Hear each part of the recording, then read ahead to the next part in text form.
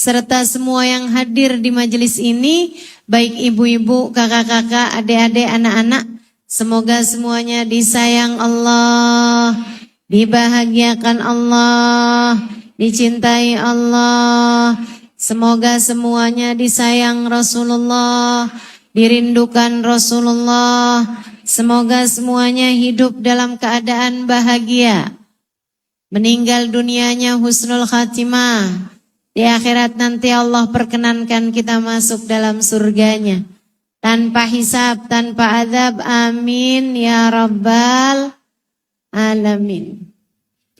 Saudariku sekalian saya muliakan, hari ini miladnya Nur Khadijah.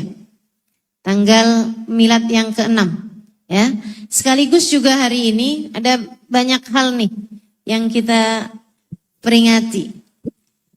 Yaitu merupakan hari Rabu terakhir dari bulan Safar. Juga merupakan hari-hari terakhir. Jadi ini 2 hari terakhir dari bulan Safar, yang artinya adalah kita sudah harus bersiap-siap untuk masuk ke dalam bulan Maulid. Bulannya Nabi besar Muhammad. Ada apa nih dalam hari-hari ini? Apa yang mesti kita lakukan dalam hari-hari ini? Rabu terakhir di bulan Safar disebut biasanya Rabu Wekasan. Katanya begitu ya. Teman-teman saudaraku sekalian, ini Nabi Muhammad menyebutnya dalam sebuah hadis la safar. Tidak ada kesialan dalam Safar.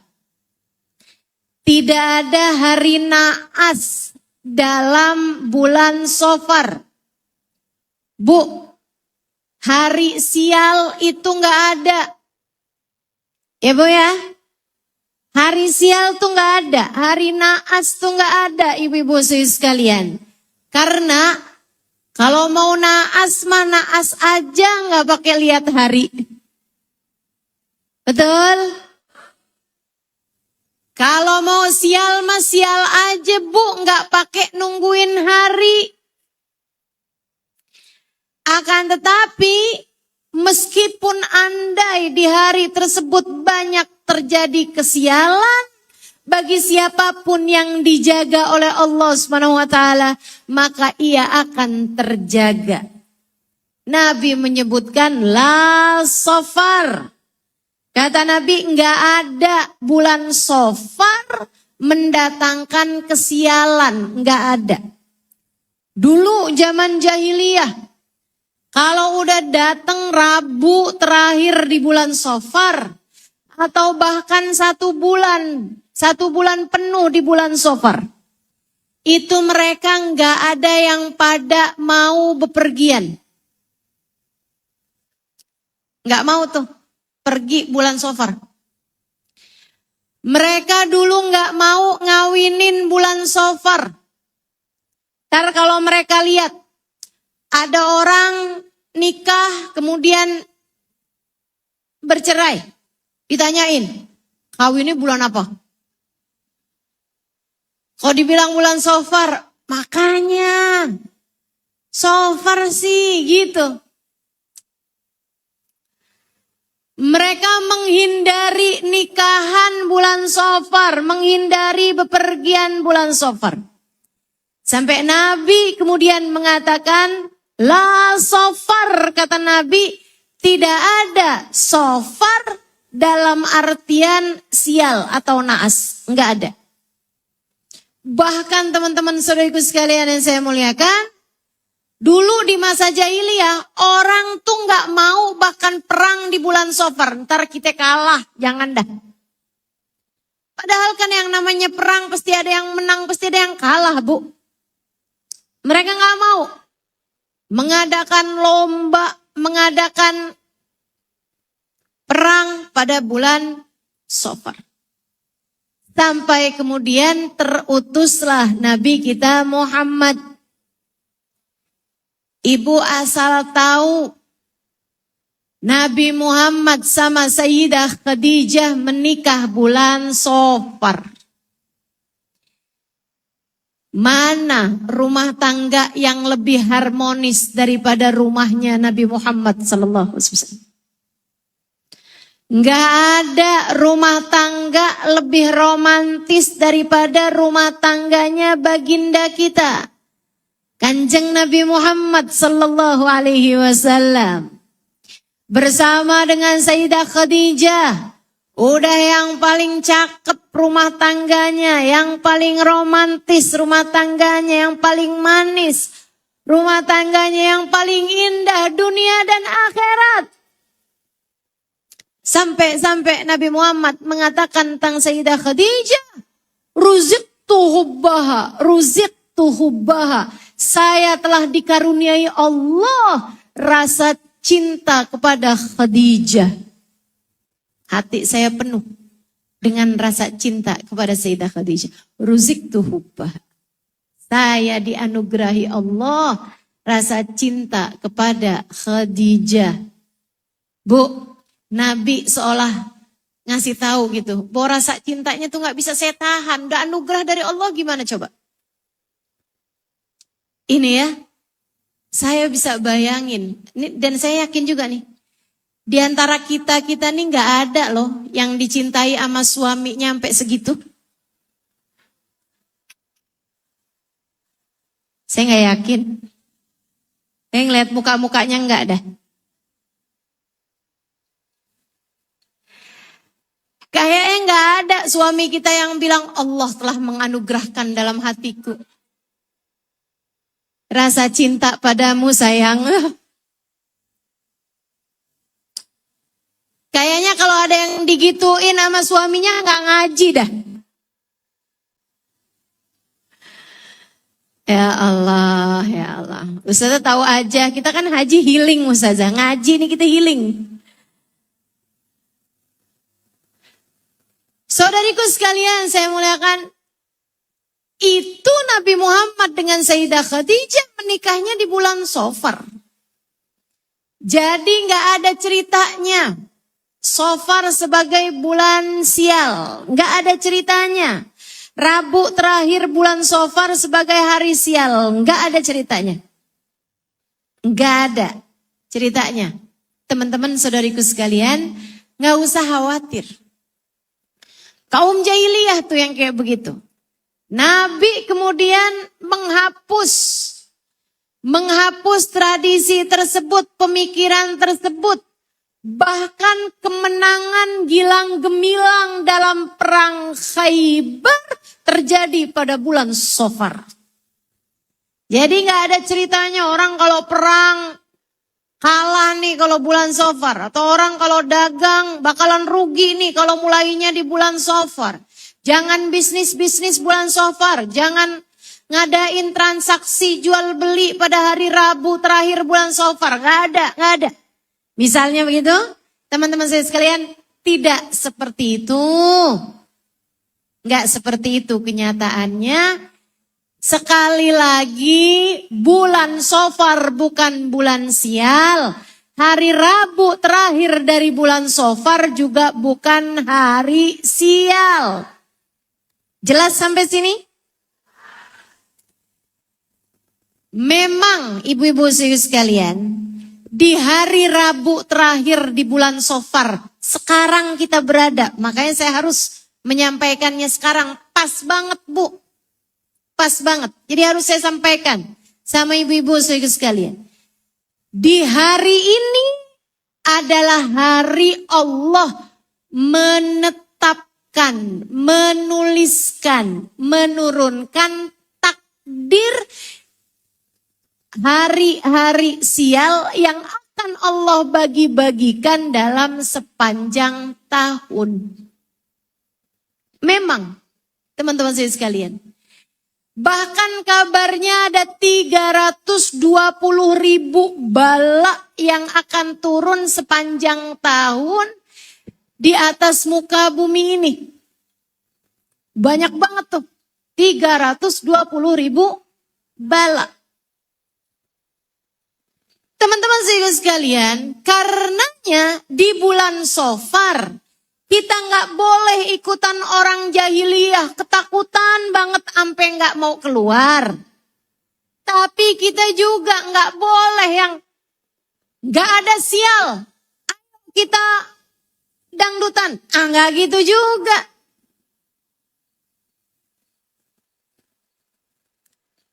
Nggak ada hari naas. Ini hari Rabu terakhir di bulan Shofar. Mari kita berbuat dosa. Ayo kita melakukan hal-hal yang dilarang Allah Subhanahu wa taala. Enggak gitu ceritanya. Terus gimana Ustazah kalau gitu?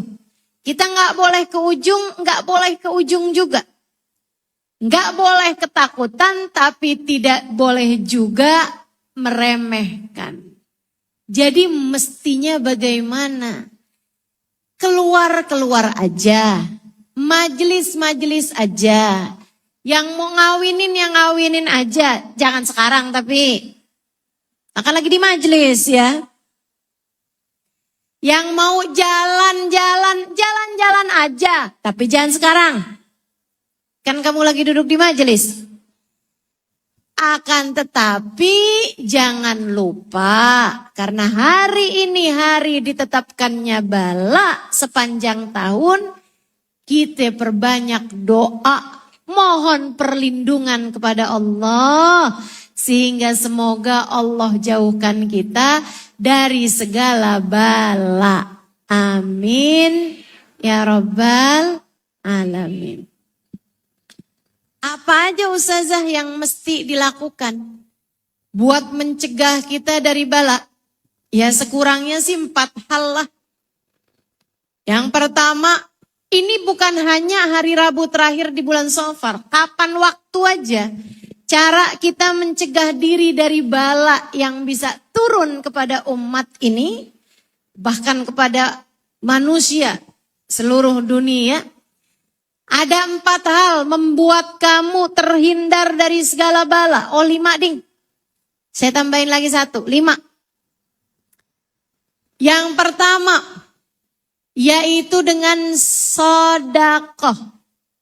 Kita semuanya tahu, dengan sedekah. Innal bala la yatakhatta riqabas sedekah. Kata Nabi Muhammad, bakiru bis sedekat. Segeralah kamu mengeluarkan sedekah. Fa innal bala la yatakhatta riqabas sedekah. Karena bala seringkali nggak jadi kalau kehalangan sama sedekah. Kamu kalau mau terhindar dari segala bala mesti rajin sedekah. Ya Ustazah, saya nggak punya duit banyak. Bu, sedekah tuh nggak harus nunggu kaya. Kamu masak lebih banyak daripada biasanya. Atau sekurangnya yang katanya Nabi Muhammad, perbanyak kuahnya. Kan begitu? Kemudian kamu berikan kepada tetanggamu. Kemudian kamu sampaikan makanan yang kamu makan, kamu masak tersebut kepada anak yatim di kampungmu. Janda miskin di kampungmu. Berikan itu bernilai sedekah di sisi Allah Subhanahu wa taala. Bahkan katanya Sayyidina Umar bin Khattab, seseorang bahkan bisa terhitung bersedekah walaupun gak ngeluarin duit. Seperti yang diucapkan Nabi Muhammad, ibtisamak ala wajhi akhikal mu'min sadaqah. Bahkan senyumanmu di wajah seorang hamba Allah yang mukmin muslim. Kamu perempuan ya senyumnya kepada sesama perempuan. Itu bernilai sedekah di sisi Allah, katanya Nabi kita Muhammad. Tapi ya jangan kemudian daripada mesti ngeluarin duit udah senyum aja dah. Pas ada kotak amal, lewat di depannya disenyumin sama dia. Sebelahnya nanyain, kok kamu senyum-senyum gitu kenapa? Dia bilang, kata Nabi, senyummu di wajah seorang mukmin sedekah. Kotak amal lewat disenyumin doang, Bu. Sedekah. Sedekah. Menghalangkan bala, mencegah bala yang akan turun. Ustazah, saya udah sedekah banyak Ustazah, tapi bala turun juga nih Ustazah, anak saya kecelakaan.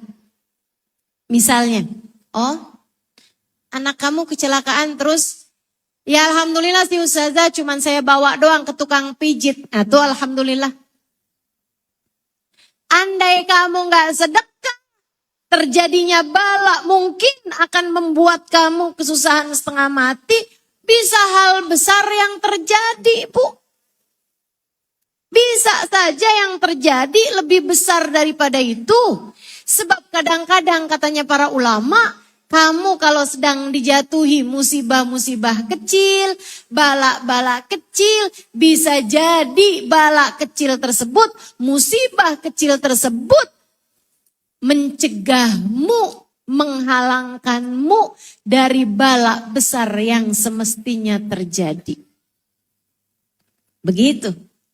Ya, sedekah. Sedekah. Enggak usah nunggu kaya buat sedekah. Seberapa yang kamu mampu, seberapa yang kamu bisa lakukan, lakukan. Allah Subhanahu wa Ta'ala urusan sedekah nih enggak ngitung jumlah. Enggak ngitung banyaknya, Bu. Jangan kamu pikir, Ustazah saya tuh kepengen bisa sedekah jutaan tapi boro-boro Ustazah. Lah yang gak bisa sedekah jutaan banyak-banyak. Oh tenang aja. Ibu-ibu sekalian, Allah kalau ngitung sedekah tuh gak dari banyaknya. Dari persentase uang yang kamu punya. Malah justru orang kaya-kaya yang duitnya terlampau banyak, itu Bu mau dapetin pahala sedekahnya susah. Dia sedekah 1 juta, punyanya miliaran. Kalau kayak gitu kan gak nyampe, berapa tuh Bu tuh? Iya kan gak nyampe 1/1000 Bu. 0,5% gak nyampe tuh kalau kayak gitu. Tapi kalau kamu misalnya punya duit 1 juta, kamu bisa sedekah 50.000. Waduh, udah bisa sedekah 5% dari uang kamu tersebut. Begitu bukan? Masya Allah, Masya Allah. Nilainya bisa tinggi. Kamu punya sedekah, punya duit 1 juta, kamu sedekahkan 100.000. Untuk adik kamu yang sedang berada dalam kesusahan misalnya, maka nilai 100.000 kamu itu senilai 10% dari uang yang kamu miliki. Ini yang disebut oleh Nabi Muhammad, dirham sabak alf dirham. Ada orang sedekah sedirham, nilai pahalanya di sisi Allah lebih besar daripada yang sedekah 1000 dirham. Kenapa bisa begitu wahai Rasul? Yang sedekah 1000 dirham punyanya jutaan dirham. Maka sedekahnya dia 1 dirham enggak seberapa dibandingkan dengan uang dia yang banyak. Sementara yang sedekah 1 dirham cuman punya duit 2 dirham. Disedekahkan 1 dirham, dia sudah bersedekah dengan setengah harta yang dia miliki. Di sisi Allah nilai sedekahnya jauh lebih besar. Maka ibu-ibu jangan mikir, kalau saya kaya nih ya, saya akan rajin sedekah. Gak ada Bu, pelit mah pelit aja.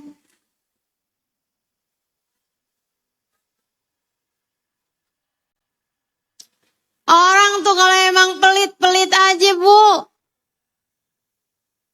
Iya kan? Dia punya sedikit, dikeluarin sedikit bangetnya aja dia berat. Apalagi kalau dia punya banyak, tambah lebih berat Bu. Dikekepin aja tuh duit. Padahal gak bakalan bisa dia bawa masuk ke dalam alam kubur. Mudah-mudahan Allah selamatkan kita semua dari sifat kikir insya Allah. Amin. Amin. Ya Rabbal Alamin. Sedekah. mengangkat bala, menghilangkan bala yang semestinya turun padamu. Makanya saya sarankan kamu yang lagi ada masalah, ada yang keluarganya, ada yang sakit dan seterusnya. Dan seterusnya, cobain terapi sedekah, cobain. Ngangkat bala, tapi itu bonus. Ustazah alhamdulillah habisnya sedekah saya jadi sehat ustazah, yang semestinya dioperasi nggak jadi. Alhamdulillah, tapi kamu harus tahu itu cuman sekedar bonus. Maksud ustazah bagaimana? Ketika kamu bersedekah, jangan hanya niat biar diangkat bala di dunia, atau sekedar niat agar Allah mengaruniakan kesehatan padamu, akan tetapi niatkanlah untuk bisa memadamkan murka Allah Subhanahu wa taala kepada dirimu. Memadamkan api neraka untukmu, menjadi sebab Allah mengampuni dosa-dosamu. Katanya Nabi Muhammad sallallahu alaihi wasallam, shadaqatus sir tudfi ghadabar rabb. Sedekah yang rahasia bisa memadamkan murka Allah Subhanahu wa taala, yaitu api neraka. Katanya Nabi Muhammad sallallahu alaihi wasallam, ittaqun nar walau bisyikki tamrah. Ittaqun nar walau bisyikki tamrah. Takutlah kamu terhadap nerakamu dan bersedekahlah walaupun hanya dengan setengah buah kurma. Kenapa Nabi Muhammad mengatakan semacam itu? Karena Nabi ini ceritanya punya budak. Ada orang kerja di rumah Nabi. ART lah kalau di kita sekarang. Asisten rumah tangga. Ibu-ibu sekalian, satu hari malaikat Jibril turun kepada Nabi Muhammad. Kemudian berkata, ya Rasulullah akhrijil jariyah, fa innaha min ahlin nar. Rasul, keluarkan budak perempuanmu itu, dia adalah termasuk calon penghuni neraka. Nabi baik-baik ngomong sama dia, Bu, saya rasa ibu di sini tugasnya nggak lagi banyak. Jadi ibu, boleh Bu, mulai sekarang ibu sudah nggak perlu lagi tinggal di rumah saya. Nabi kan adabnya bagus, Bu. Akhlaknya mulia. Nggak pernah ngomong sesuatu yang menyakitkan hati orang lain. Nabi nggak pernah, nggak akan Nabi Muhammad ngomong, Bu minta maaf, ibu keluar deh dari rumah saya. Kenapa gitu Rasul, saya kan nggak nyuri. Nggak Bu, masalahnya ibu ahli neraka. Nggak gitu Nabi, nggak gitu. Nabi baik-baik keluarkan dia. Ya udah kalau gitu Rasulullah, makasih. Saya akan keluar mencari penghidupan di tempat yang lain. Bu, dia pun lagi jalan. Sebelum dia jalan, dia keluar dari rumah. Sebelum dia keluar dari rumah, Sayyidah Aisyah kasih sama dia 3 buah kurma. 3 doang. 3 buah kurma. Saya mau bilang 3 biji kurma, ntar ibu kirain bijinya doang. 3 buah kurma kasih hadiah sama Sayyidah Aisyah. Ustazah kok Sayyidah Aisyah ngasihnya cuma 3 buah kurma doang. Bu, Sayyidah Aisyah itu Bu gak selalu punya banyak. Seringnya tuh beliau punyanya dikit, gak kayak kita Bu. Kita kalau punya apa-apaan seringnya kan banyak ya Bu ya. Mudah-mudahan Allah Subhanahu wa taala jangan halangkan rizki dari kita insyaallah. Jadi Sayyidah Aisyah kasih memang 3 buah kurma. Karena memang tak banyak yang dimiliki Sayyidah Aisyah. Dia bawa tuh. Habis tutupin sama kayak kalau di kita tisu atau kain gitu ya. Tutupin sama dia tuh 3 buah kurma itu dibawa sama dia. Jalan keluar. Beberapa saat kemudian dia mulai berasa lapar. Ingat-ingat, iya saya punya kurma. Jadi dia pun buka bungkusannya, dia mau makan tuh buah kurma 3 biji itu. Ada anak lewat 2 orang, kecil-kecil. Mukanya kelihatan lapar. Karena orang kelihatan kan dari mukanya kan kalau lagi lapar. Makanya saya sih nggak akan lama-lama juga, Bu. Tenang aja, sebagian kelihatan mukanya lapar.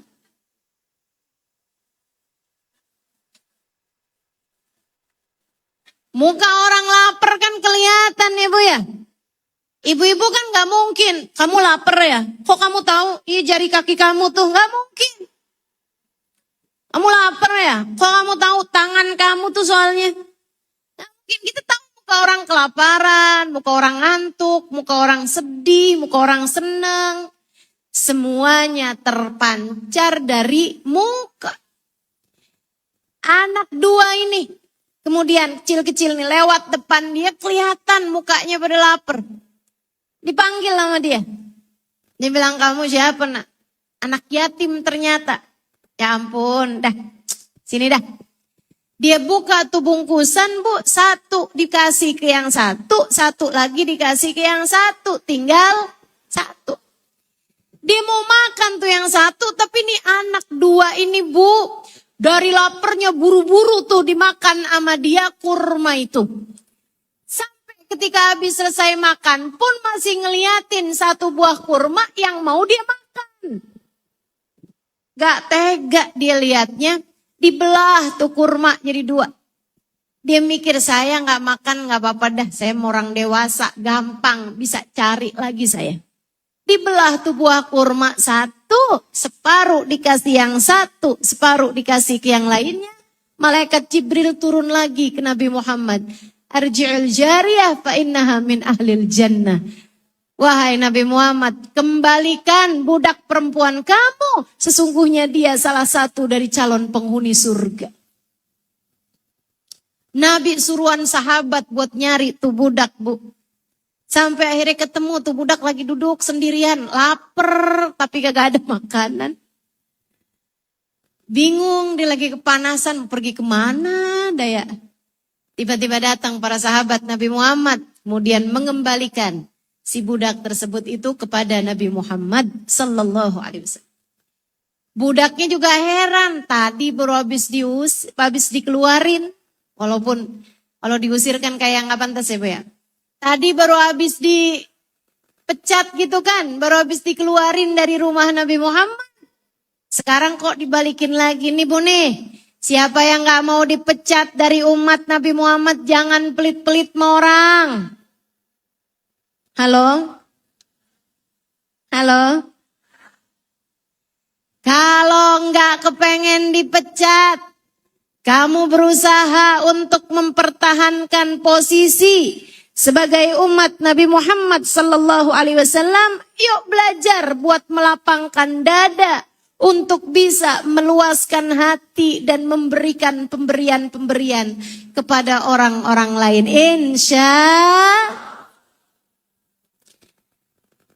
Nabi penasaran kok bisa dia sekarang udah jadi ahli surga. Perempuan ini juga penasaran kok bisa saya sekarang diterima lagi kerja di rumah Nabi. Nabi kemudian bicara, ngobrol sama dia. Dia bilang, Bu, apa yang ibu tadi lakukan sekeluar ibu dari sini? Saya jalan-jalan gitu Rasul.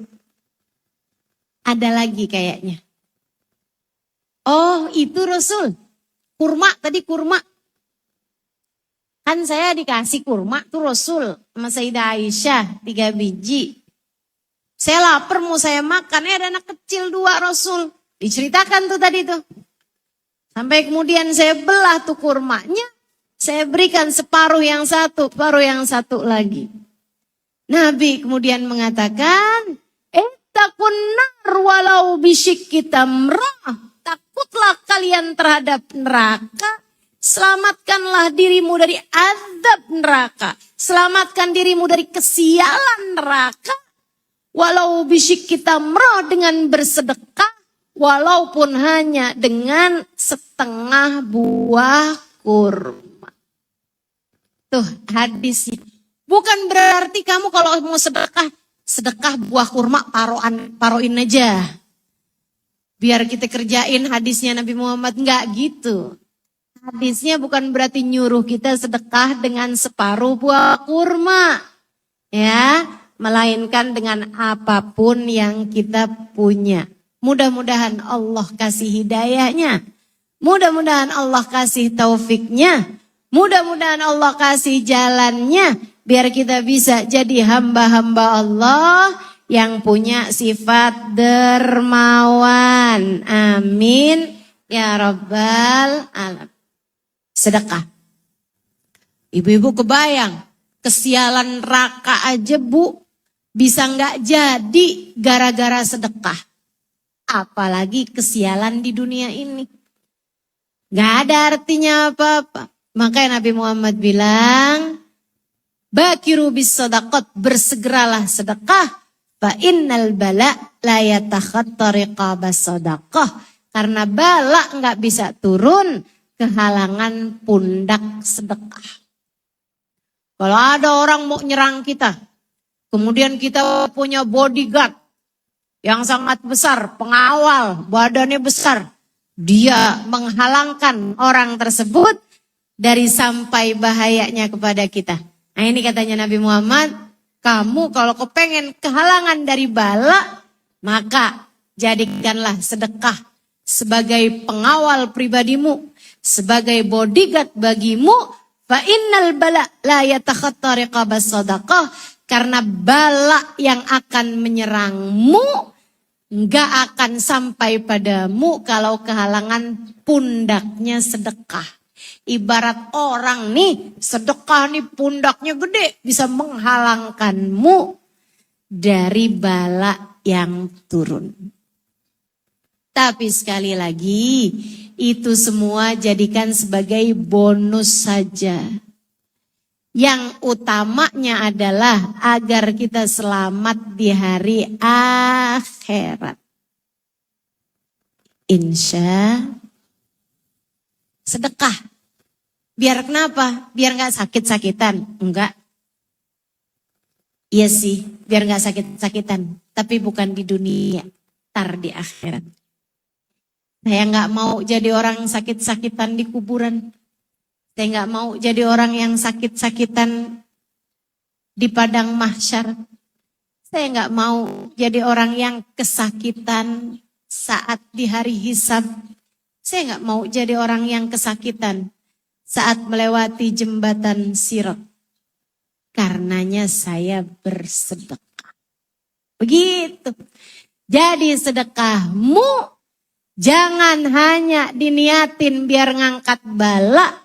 Jangan hanya niatnya biar sehat. Jangan hanya niatnya biar masalah cepat dapat jalan keluarnya. Apalagi cuman sekedar niat sedekah biar suami gak poligami. Sedekah biar anak diterima di sekolah yang dia mau. Sedekah biar suami saya nggak dipecat dari kerjaannya. Bukan hanya sekedar itu. Kalau itu terjadi, jadikan itu sebagai bonusnya saja. Yang utamanya adalah semoga menyelamatkan kita dari murka Allah Subhanahu wa taala bernama neraka. Insya Allah. Itu nomor 1, sedekah. Nomor 2 apa? Nomor 2 adalah istighfar. Istighfar. Nomor 2-nya. A'udzubillahi minasyaitonirrajim. Bismillahirrahmanirrahim.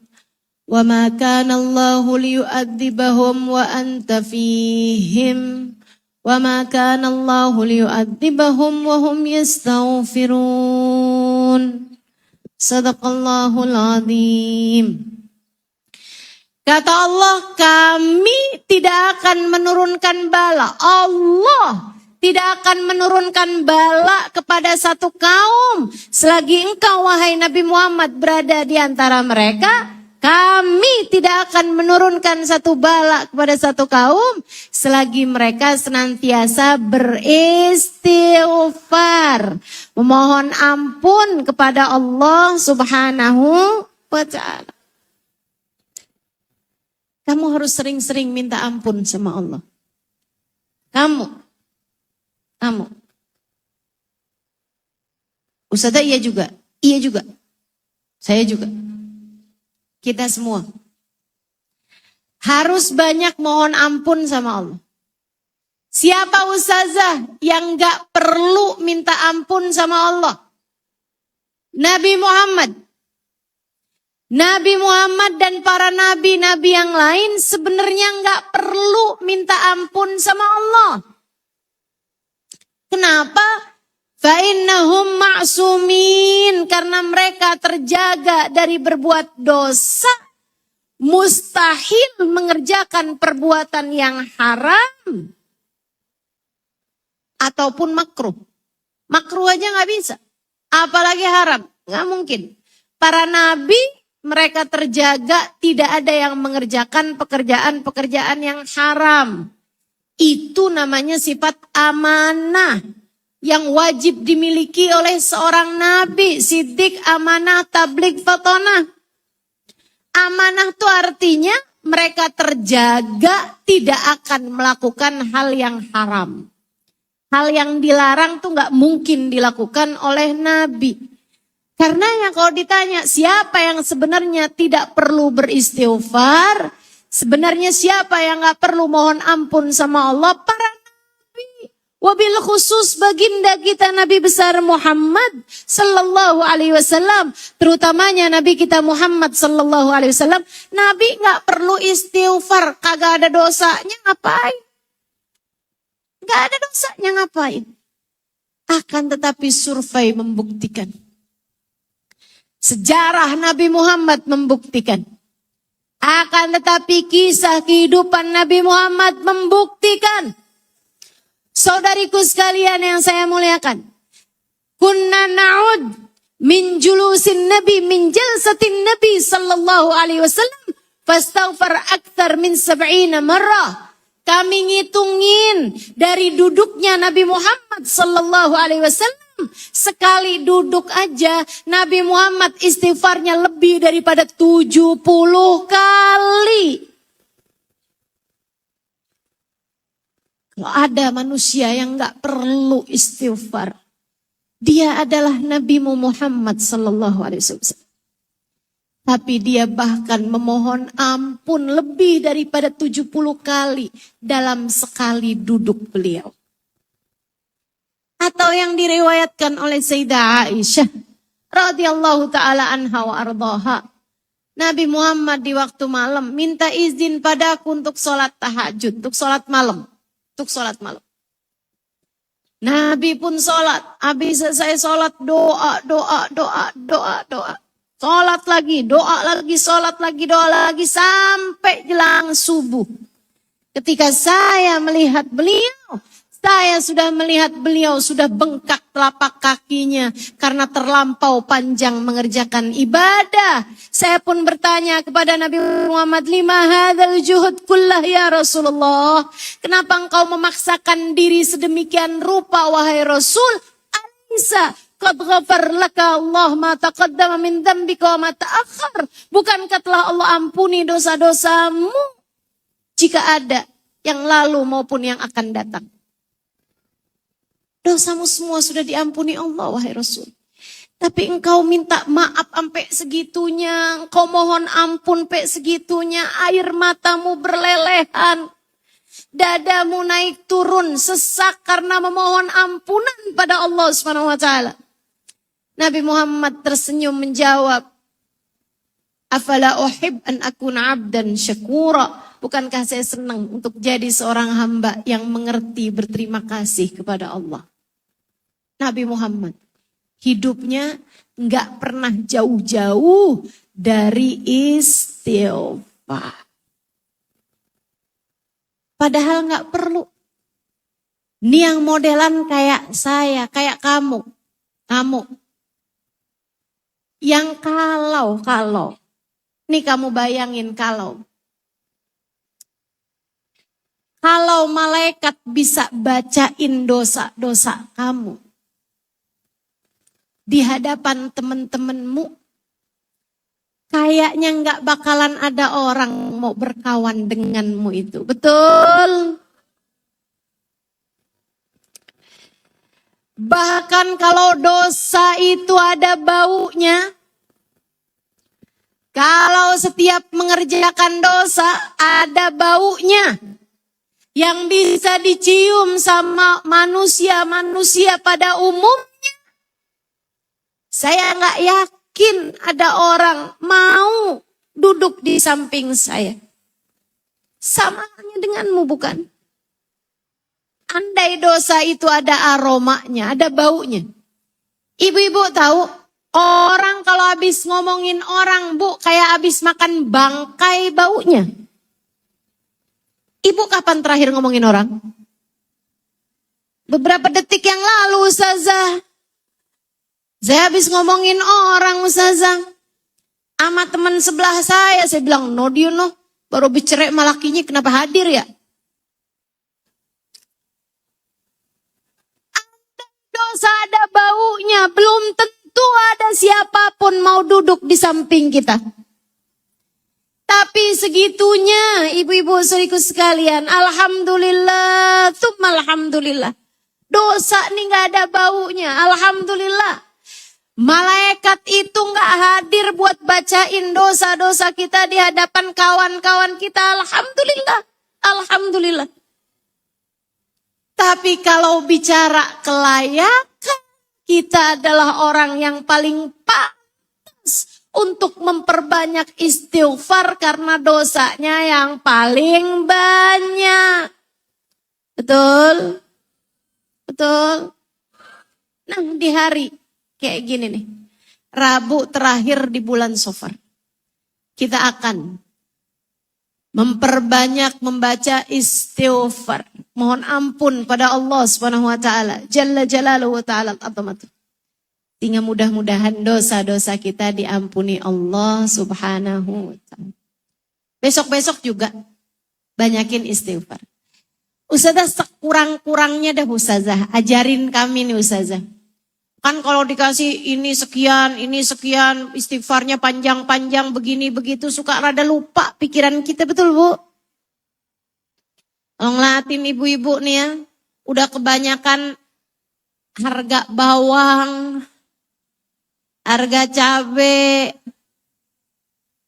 harga apa lagi Bu? Telur, harga plastik. Ibu makan plastik? Masya Allah, berubah-ubah terus ya Bu ya, harganya ya, naik mulu, jarang turunnya. Jadinya kalau diajarin zikiran panjang-panjang gampang lupanya. Karena lupa akhirnya gak dikerjain, betul begitu?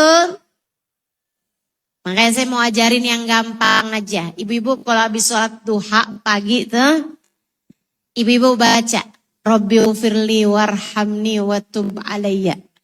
Hafal? Berapa kali Ustazah? 40 kali. Cobain dah segitu aja dah. Nah, itu paling cuman berapa menit doang, gak nyampe lama itu. Bentaran aja. Rabbighfirli warhamni. Artinya apa Ustazah? Rabbighfirli, ya Allah ampuni saya. Warhamni, sayangin saya. Wa tub alayya, terimalah taubat saya. Kembalikan saya padamu ya Allah. Biar deket terus sama Allah. Jangan jauh-jauh dari Allah. Orang tuh ngerjain dosa karena dia lagi jauh sama Allah Subhanahu wa taala. Makanya taubat bahasanya adalah taubat kembali kepada Allah Subhanahu wa taala. Tub alayya, kembalikan aku padamu. Taubatkan saya ya Allah. Terima taubat saya. Jadikan kami selalu bertaubat padamu. Baca itu sebanyak 40 kali. Sekurangnya dah. Sehari semalam kita baca itu. Insya Allah. Istighfar. Nanti kita akan baca bareng-bareng. Kemudian yang ketiganya doa.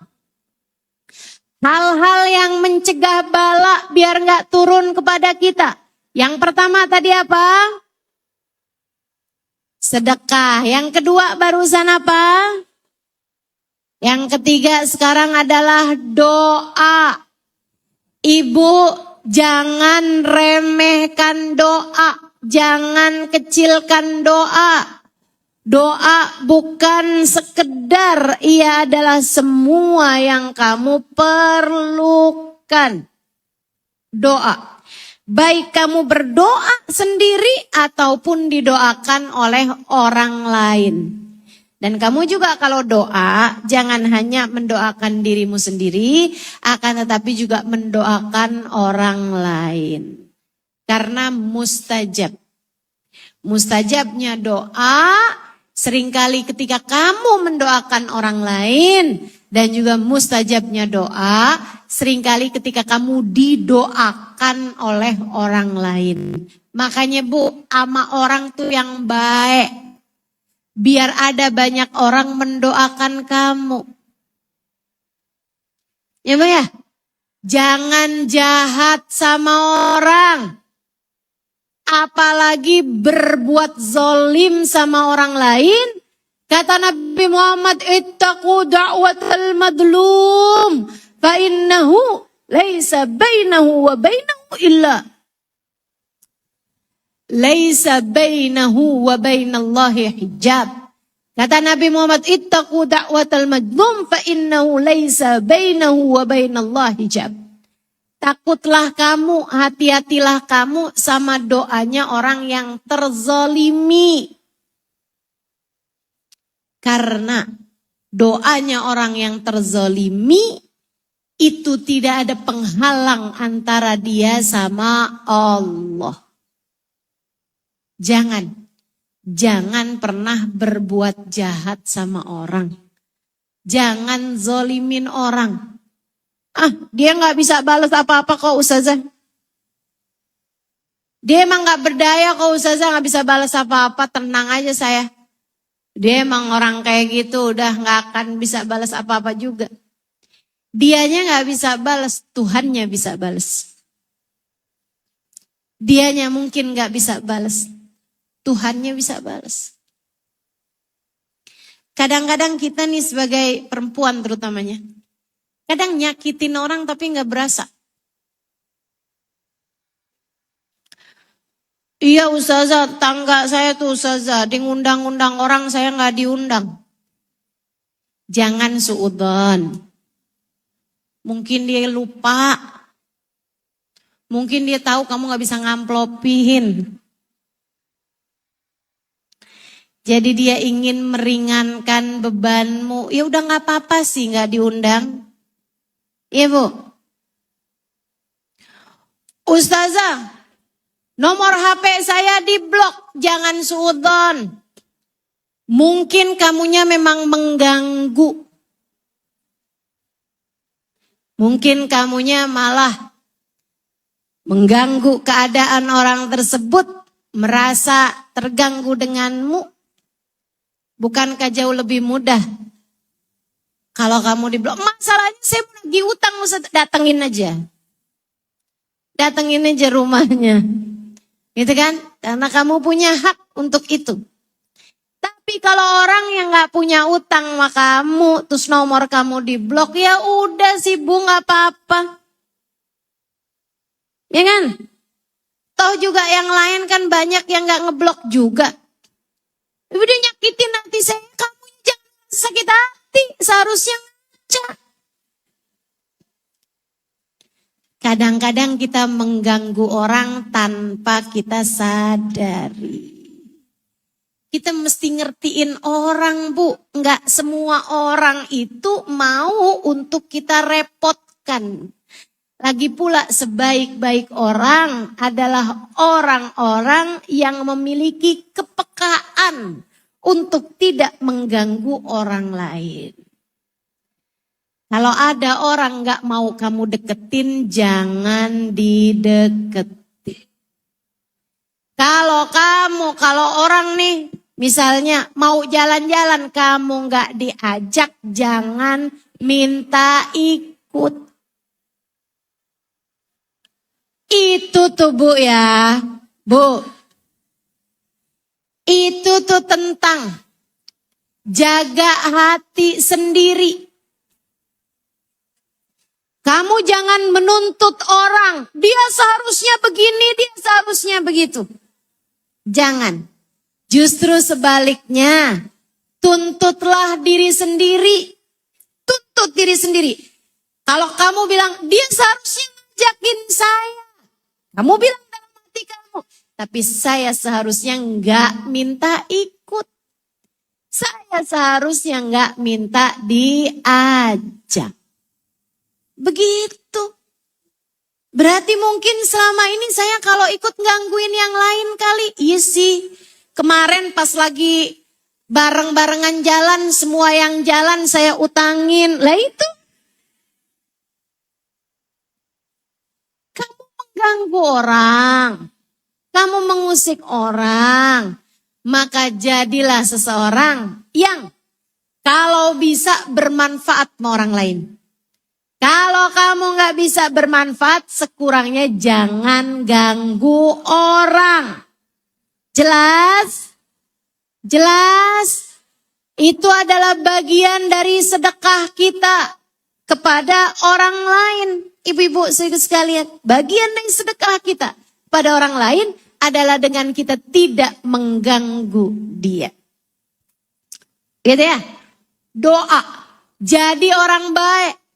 Dengan gak pernah gangguin orang, gak pernah ngusik orang, gak pernah ngomongin orang, gak pernah ngata-ngatain orang.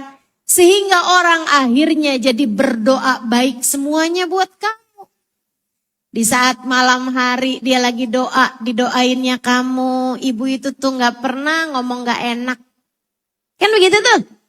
Ya Allah kasih kesehatan. Dia dengar kamu sakit, ya Allah sembuhkan ya Allah gitu. Itu kalau kamu gak pernah berbuat jahat sama orang, gak nyakitin hati orang. Kalau kamu selama ini suka nyakitin orang, gampang ngatain orang, di saat kamu lagi sakit, bisa-bisa ada banyak orang yang nyukurin kamu. Bahkan mendoakan ya Allah dunia damai pas dia sakit. Ya Allah, bukankah engkau suka perdamaian ya Allah? Biar dunia kami damai terus-terusan, ambil aja ia di sisimu ya Allah. Takutnya kan begitu tuh. Kalau kerjaan kamu hanya menyakiti orang lain. Yuk belajar buat selalu berbuat baik, biar orang gak keberatan untuk mendoakan baik pada dirimu itu.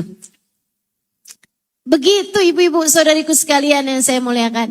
Jadilah bermanfaat buat orang lain. Biar ada banyak orang mendoakan kebaikan-kebaikan bagimu. Aduh si itu tuh ya biarin sehat. Ya ampun, ya Allah sehatkan dia ya Allah. Dermawan, suka ngasih-ngasih ya Allah sehatkan dia ya Allah.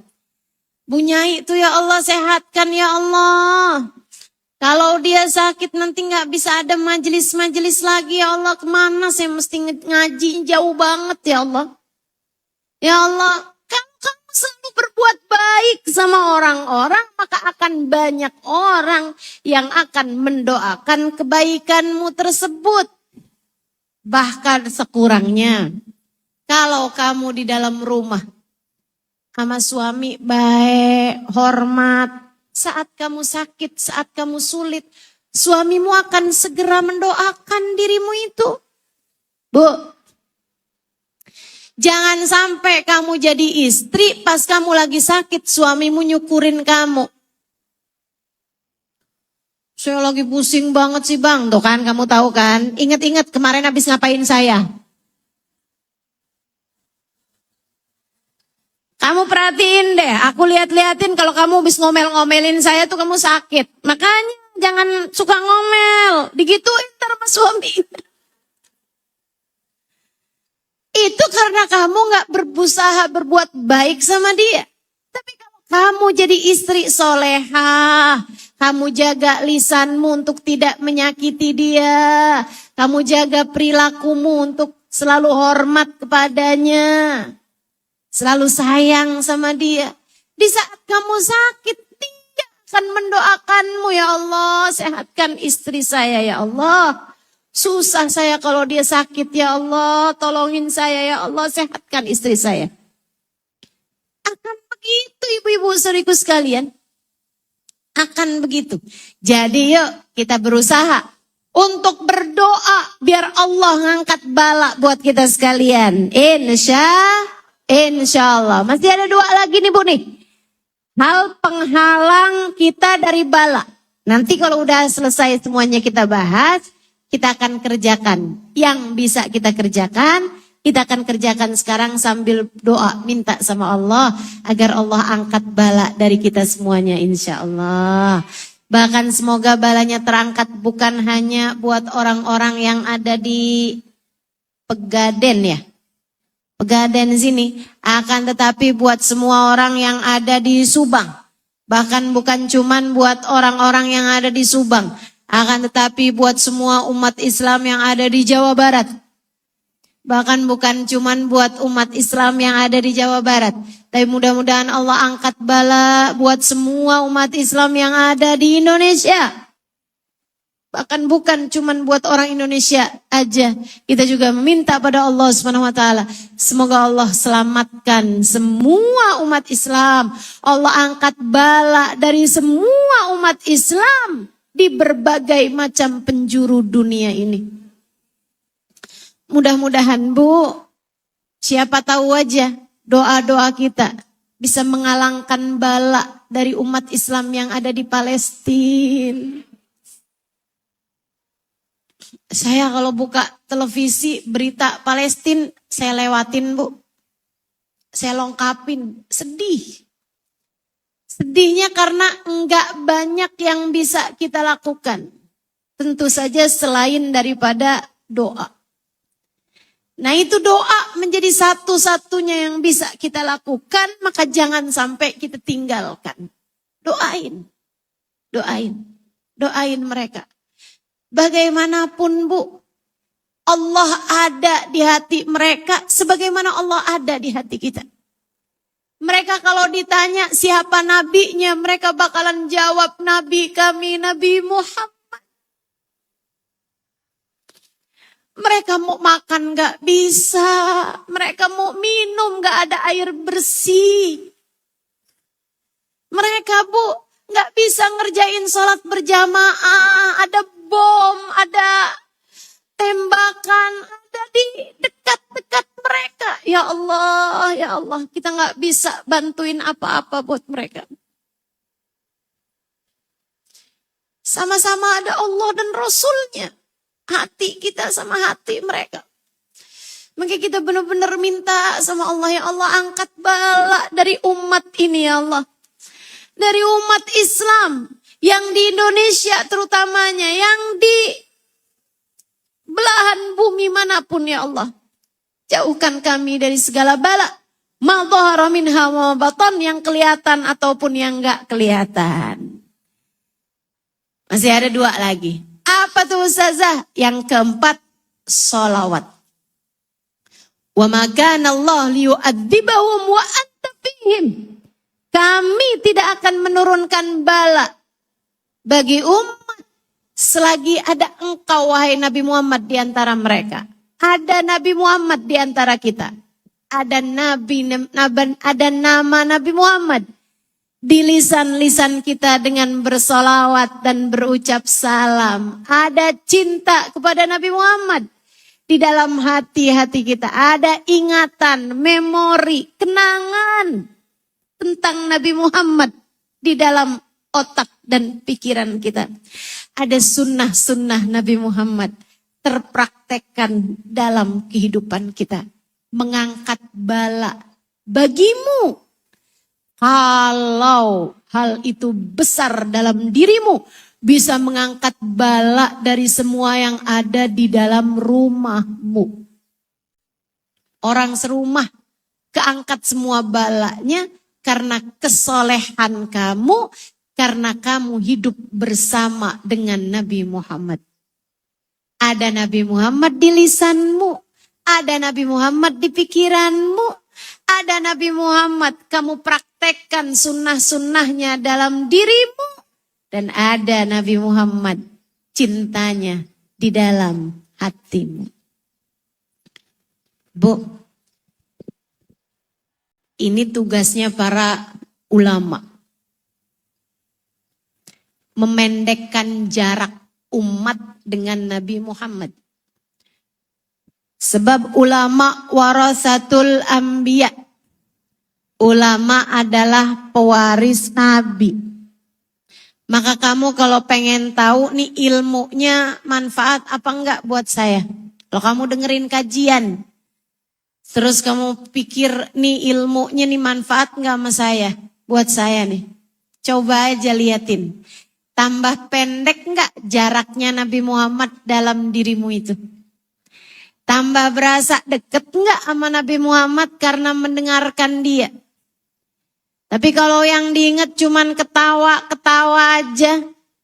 Yang diingat cuman candaan-candaannya aja. Ustadz itu enak tuh kalau ngajar banyak bercandanya. Soalnya pas dia ngomong begini-begini kita semuanya ketawa. Lucu banget sih ustadznya. Bu, kalau mau cari candaan, gak usah dengerin ustadz. Dengerinnya pelawak aja. Karena yang semestinya didengerin itu adalah ulama. Ulama itu tugasnya memperpendek jarak umat dengan Nabi Muhammad. Sehingga yang sebenarnya 1400 tahun jarak antara kita dengan Nabi Muhammad. Tapi karena mendengarkan para ulama-ulama berbicara, serasa Nabi Muhammad jaraknya tak lagi jauh antara kita dengan beliau. Nabi serasa dekat. Pas lagi ucap salam, ya Nabi salam alaika. Ya Rasul salam alaika. Ya Habib salam.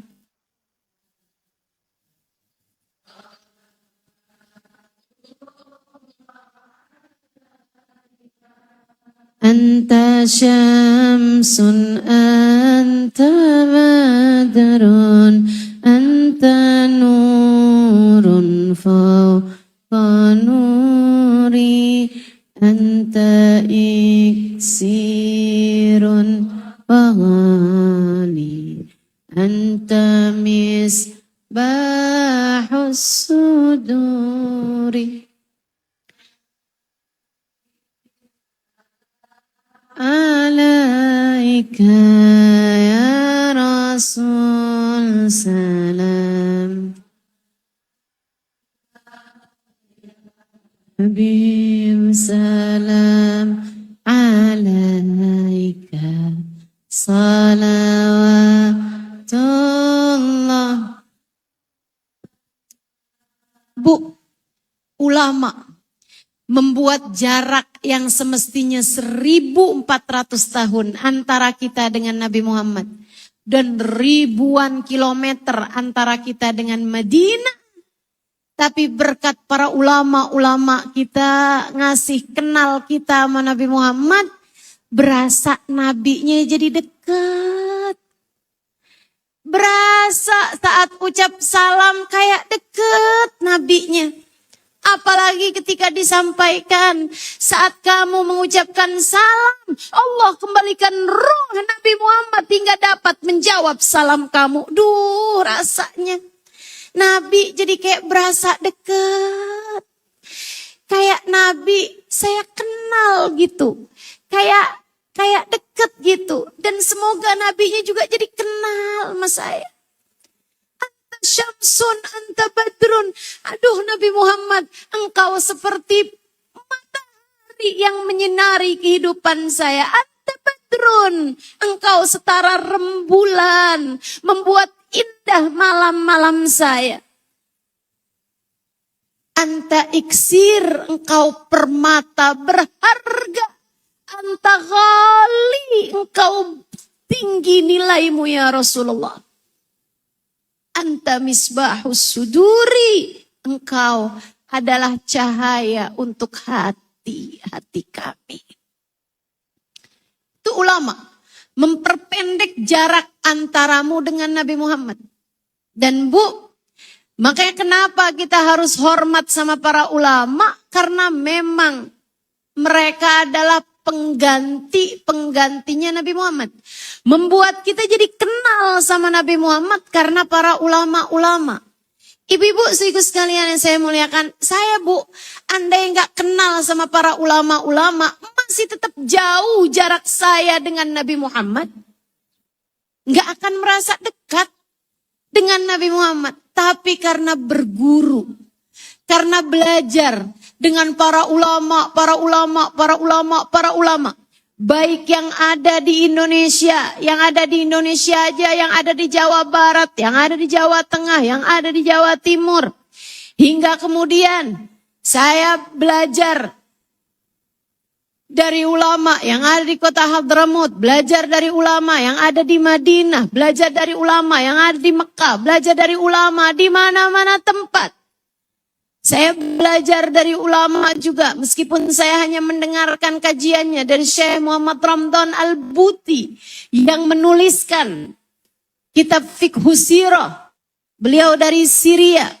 Teman-teman sekaligus sekalian, para ulama-ulama ini memperpendek jarak antara kita umat dengan Nabi besar Muhammad sallallahu alaihi wasallam. Hingga ketika saya minum, saya menghadirkan hati saya. Saya tidak akan minum dengan tangan kiri. Bukan karena kesehatan. Saya tidak akan minum dengan keadaan berdiri. Bukan karena kesehatan. Bukan karena kesehatan saya harus minum dengan duduk misalnya. Agar lebih mudah dicerna, agar lebih mudah keluarnya, agar tidak terjadi hal-hal yang tidak diinginkan di badan kita. Bukan. Nggak ada urusan sama hal-hal yang semacam itu. Saya nggak akan minum dengan pegangnya tangan kiri. Kenapa? Karena saya pernah diceritakan oleh para ulama. Nabi Muhammad pernah lihat orang pegang makanan dengan tangan kiri. Nabi kemudian bilang, yamin, yamin. Kata Nabi, pindahkan makananmu ke tangan kanan. Pakailah tangan kananmu. Dia bilang, mastata'ti ya Rasulullah. Saya nggak bisa Rasul, saya kidal. Nabi Muhammad ngomong lagi yang keduanya, yamin. Kata Nabi Muhammad, pindahkan tangan kanan. Pakailah tangan kananmu. Dia berulang kali juga menjawab, mastata'ti ya Rasulullah, saya nggak bisa wahai Rasul, saya kidal. Nabi kembali mengulang 3 kali. Nabi Muhammad bilang, yamin, kata Nabi, pakailah tangan kananmu. Pakailah tangan kananmu. Dia kembali mengatakan, aduh saya itu emang nggak bisa Rasul, saya kidal. Nabi Muhammad mengatakan, dengerin, kalau kamu umat Nabi Muhammad sallallahu alaihi wasallam. Kata Nabi Muhammad, mastatat, idan mastatat. Kamu bilang kamu nggak bisa, maka sekarang jadi nggak bisa beneran. Sejak hari itu tangan kanannya menjadi lumpuh. Saya nggak akan mau minum, makan pakai tangan kiri. Bukan karena saya takut lumpuh. Enggak. Saya nggak takut lumpuh. Nggak akan lumpuh juga. Terus kenapa Ustazah nggak mau? Saya nggak kepengen bikin Nabi Muhammad marah sama saya. Saya nggak mau jadi umatnya yang bandel. Sebab saya nggak mau anggota tubuh saya jauh dari Nabi Muhammad sallallahu alaihi wasallam. Kalau saya makan tangan kanan, minum tangan tangan kanan, saya jelas ngikutin Nabi Muhammad. Kalau saya minum tangan kiri, jelas saya mendurhakai Nabi Muhammad. Tentu saya nggak mau milih jadi umat yang durhaka. Saya lebih ingin untuk menjadi umat yang patuh, tunduk sama baginda Nabi besar Muhammad sallallahu alaihi wasallam. Biar kenapa? Biar Nabi Muhammad nggak marah sama saya, sehingga kelak di hari akhirat ada kemungkinan saya bisa ketemu sama Nabi Muhammad. Ada kemungkinan kalau saya nurut menabi, ada kemungkinan saya bisa salaman sama Nabi Muhammad. Sebab tangan saya waktu di dunia, saya nggak pernah mau makan, minum kecuali dengan tangan kanan, ikut sama Nabi Muhammad. Tangan yang waktu di dunia ngikut sama Nabi Muhammad. Semoga di hari akhirat nanti bisa Allah izinkan salaman sama Nabi Muhammad. Itu masalahnya. Ini tugasnya ulama. Kalau enggak karena ulama, kita nggak ngerti caranya makan, nggak ngerti caranya minum. Makanya itu kan orang-orang yang jauh dari para ulama itu. Kalau makan berdiri, bahkan jalan-jalan, minum juga begitu. Saya suka liatin ibu-ibu di jalan-jalanan tuh. Minum-minum berdiri, makan berdiri, pegangnya berdiri. Bu, bukan kamu kan itu? Bukan kan? Saya rasa kamu gak akan mau makan sambil berdiri. Saya rasa kamu gak akan mau makan pakai tangan kiri. Sebab saya tahu kamu pasti kepengen jadi umat yang di akhirat nanti ketemu kumpul sama Nabi besar Muhammad sallallahu alaihi wasallam. Bukan begitu? Pengen ketemu Nabi? Pengen matanya lihat Nabi Muhammad? Pengen telinganya dengar suara Nabi Muhammad? Ketika berkata ummati, ummati, ummati, Rabbi salim ummati. Bukankah kamu kepengen hidung kamu mencium aroma wanginya Nabi Muhammad? Bukankah kamu kepengen kakimu itu melangkah di belakang Nabi Muhammad? Kalau begitu, jadilah umat yang patuh. Jadilah umat yang ikut. Jadilah umat yang berbakti. Jadilah pengikut sejati untuk bagindamu Nabi besar Muhammad. Ikuti jalan hidupnya Nabi. Ikuti jalan hidupnya Nabi. Biar kamu bisa sepanjang hidup di dunia. Wa anta fihim. Dan kamu wahai Nabi Muhammad berada di antara mereka. Kamu ada di hatinya wahai Nabi Muhammad. Kamu ada di matanya. Kamu ada di telinganya. Kamu ada di lisannya, kamu ada di tangan kaki, di seluruh anggota tubuhnya. Kami tidak akan menurunkan azab kepada satu kaum selagi engkau wahai Nabi Muhammad ada di antara mereka. Jadi cara biar kamu terhindar dari bala adalah mengikuti Nabi Muhammad sallallahu alaihi wasallam, menghadirkan Nabi Muhammad sallallahu alaihi wasallam dalam kehidupanmu. Dan yang paling mudahnya adalah membaca sholawat kepada Nabi besar Muhammad. Agar ada Nabi Muhammad di lisanmu itu. Agar ada Nabi Muhammad di lisanmu tersebut. Yang terakhir, cara menghindarkanmu dari segala bala. Dan ini semuanya juga nih merupakan hal-hal yang baik untuk kamu lakukan. Dalam rangka mendekatkanmu kepada Allah dan kepada Nabi Muhammad yang akan kamu lakukan di bulan Rabiul Awal. Lebih lagi perhatikan kelima hal tersebut itu. Yang terakhir, biar kamu terhindar dari segala bala adalah dengan jauhi dosa. Sebab dosa adalah penyebab turunnya bala. Kata Allah Subhanahu wa taala, "A'udzubillahi minasyaitonirrajim.